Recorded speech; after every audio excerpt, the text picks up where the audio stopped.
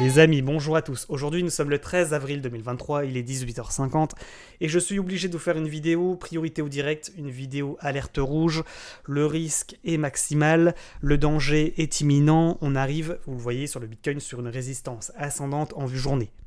Les résistances ascendantes en vue journée sont des niveaux pivots, des niveaux potentiellement même de rejet important, avec un risque de crash important. Et par conséquent, effectivement, je suis obligé de vous faire une petite vidéo YouTube en moins de 5 minutes pour vous avertir du risque et tout simplement pour que vous preniez les bonnes décisions.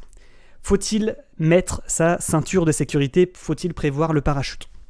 C'est la question que je me pose actuellement. On va faire un point, on va essayer d'être le plus neutre possible. Je vais également vous partager, bien entendu, mes positions actuellement sur le Bitcoin. Et avant de débuter la vidéo, bien entendu, je remercie l'ensemble des personnes qui vont liker la vidéo, qui vont s'abonner et qui vont également mettre un petit commentaire pour le référencement. Ça fait extrêmement plaisir. Je vous rappelle également, le contenu de cette vidéo n'est pas un conseil en investissement ni une incitation à acheter ou à vendre des crypto-monnaies. Faites vos propres analyses et ne tradez qu'avec l'argent que vous êtes prêt à perdre. Et je vous rappelle également que vous avez un petit lien affilié Bybit pour avoir jusqu'à 30 000 $ de bonus en vous inscrivant avec ce lien ou avec le code Calistas, tout simplement le code bonus. Donc n'hésitez pas à vous inscrire si ce n'est pas déjà fait, ça soutient également la chaîne. Donc premièrement, où est-ce qu'on en est sur le Bitcoin? Vous voyez au perché, on arrive sur résistance, on a le contre-exemple. Contre-exemple, c'est Ethereum aujourd'hui. Vous voyez qui ressemble également, vraiment les deux charts se ressemblent presque parfaitement, sauf que Ethereum, il a cassé sa résistance par le haut. S'en est suivi un méga pump, et effectivement, on a un pump sur Ethereum de 5%. J'ai envie de dire la chose suivante, tant que le Bitcoin ne se fait pas rejeter, l'Ethereum est en bonne position pour continuer le mouvement à la hausse. Néanmoins, il y aura un contre-signal, le contre-signal est le suivant, si on repasse sous 1930 $. Sous ce niveau, c'est un fake out, c'est un rejet, c'est une carotte, avec un risque de dump important sur Ethereum. Donc attention, ça c'est le premier point. Deuxième point, concernant le Bitcoin. Effectivement, on a la même configuration que sur Ethereum. Par conséquent, si on break out ce niveau, on aura un signal bull, on aura un signal de rallye, comme sur Ethereum. Premier point. Deuxième point, ce niveau est un niveau de résistance important, et par conséquent, s'il y a fake out, rejet, réintégration, faites extrêmement attention à ce scénario, parce qu'avec la force du mouvement, on risque de retomber à minima sur ce support, qui date de janvier 2023, c'est pas un petit support. Et si on casse ce support, vous aurez exactement la même configuration qu'ici. Vous aurez un dump important avec un probable retour, soit à minima au niveau des volumes profile, premier niveau de volume profile à peu près à 28 000 $, deuxième niveau, c'est plutôt ce niveau-là à mon avis qu'il faudra surveiller, à 23 000 $. Ça correspond également à la moyenne mobile sans période, en vue journée. Tac, rejet, cassure, ça c'est le pire scénario, et ensuite on repart.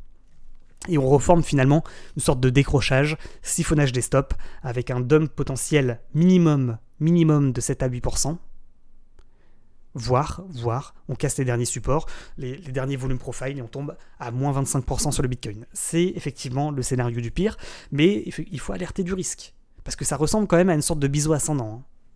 Et un biseau ascendant, en général, si on n'arrive pas à casser par le haut, c'est vessie à la fin.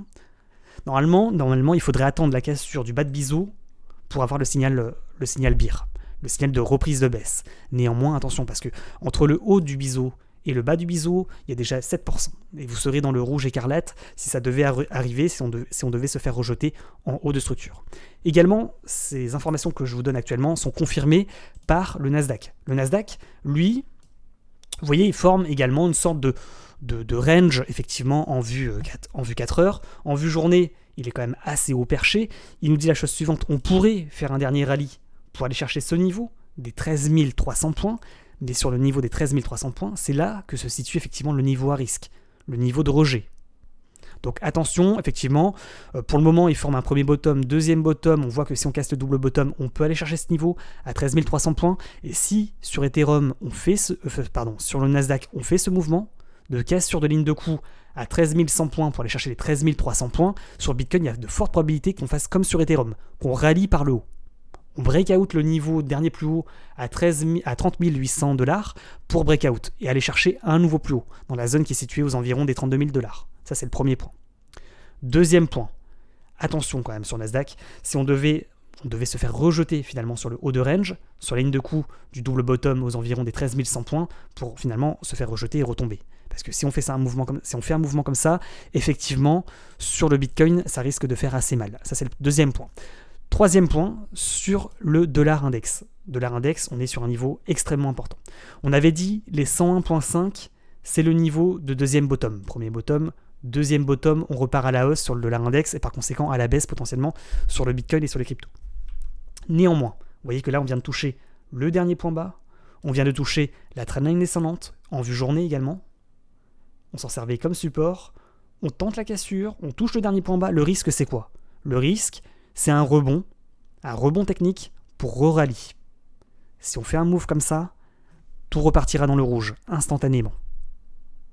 Instantanément, sur le Bitcoin, sur le Nasdaq et sur l'ensemble des cryptos. Ça, c'est le premier point. Deuxième point, il y a une autre possibilité, bien entendu, c'est qu'on casse ce dernier plus bas pour s'effondrer sur le dollar, pour aller chercher les 95 points. Et auquel cas, si ce mouvement arrive, ça sera bien, finalement, une vague A, B, C, pour aller chercher un nouveau plus bas et finalement aller chercher le bas de canal que l'on a en vue mensuelle. Donc effectivement, point pivot sur le dollar, point pivot sur le Bitcoin.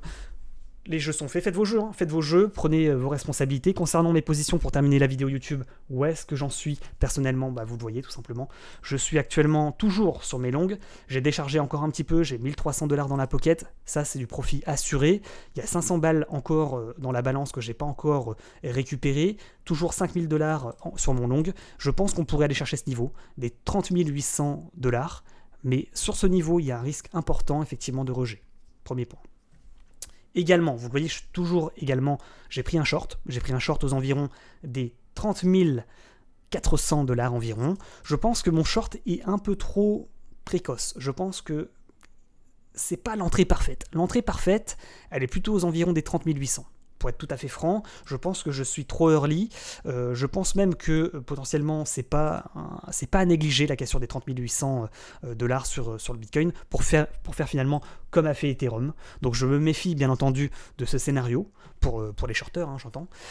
Maintenant, effectivement, je tente un petit short sur le niveau de résistance avec tout simplement également mon long toujours en position et toujours mes positions spot. Par rapport à mes spots, je n'ai absolument rien revendu sur le Bitcoin. Ça veut dire tout simplement que j'ai plus de environ 32, 34, 35 000 $ actuellement sur le Bitcoin en spot.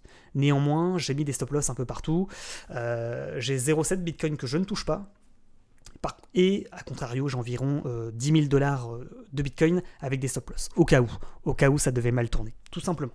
Donc voilà, j'espère tout simplement avoir été clair. J'espère également ne pas vous avoir fait peur, tout simplement, parce qu'effectivement, sur Ethereum, vous voyez, malgré le niveau de résistance, on a réussi à breakout, et finalement, le scénario bear s'invalide de plus en plus. Effectivement, on arrive à breakout des résistances. C'est pas impossible qu'également le Bitcoin ne suive le pas, embraye finalement comme sur Ethereum et poursuive également à la hausse en tentant une cassure de résistance pour aller chercher les 32 000 $. Tout simplement, dites-moi en commentaire, est-ce que vous pensez oui ou non qu'on va se faire rejeter sur résistance, ou est-ce que au contraire vous êtes plutôt bull, tout simplement, et vous pensez qu'on va breakout encore une fois cette résistance située, je le répète, aux environs des 30 800 $ sur le Bitcoin, et est-ce qu'on aura encore du vert, tout simplement.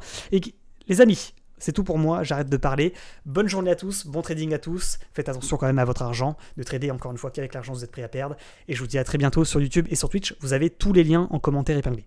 Ciao, ciao.